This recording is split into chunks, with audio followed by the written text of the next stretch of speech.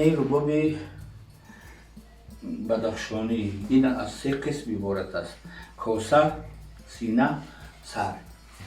یعنی که همین کوسه رو خالی کردن در کار. اول فرمه بیرونی را تیار میکنیم، بعد از اون درون با این به طریق این سکنه میتراشیم، خالی میکنیم این چیزا را، درونش را خالی میکنیم.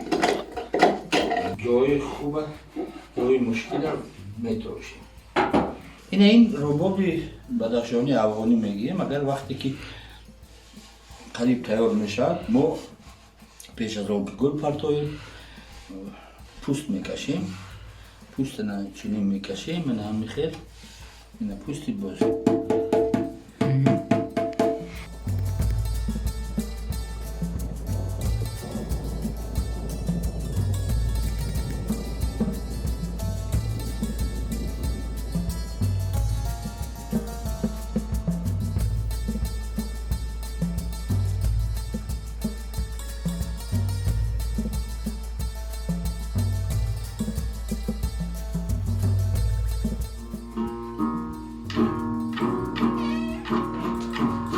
уста рушдро ман аз хеле солҳои тӯлонӣ мешиносам.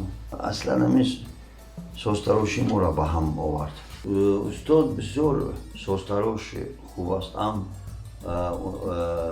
менавозад худаш бар тамоми созҳои мусиқӣ менавозад ва вақте ки устод ягон соз метарошаду ба идмом мерасонад, занг мезанад ки биё бинем соз чӣ камбудӣ дорад, чӣ боз чӣ илова кардан дар кору ягон бо фикрҳоро вай мекунему, ҷамъ мекунему, якдигар маслиҳат мекунему.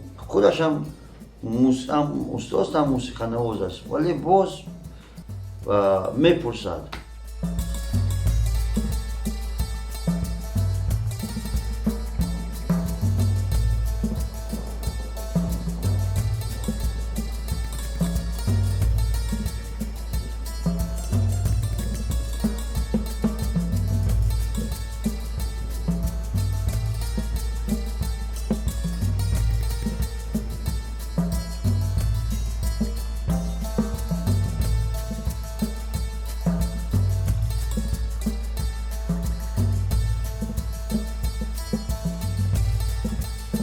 من الکی وقتی که پرکتیکا میگن تیار میشود، من اسباب دیده الکی ناتیار رو میتونم که گفتن که چه خیلی آواز باید بتید.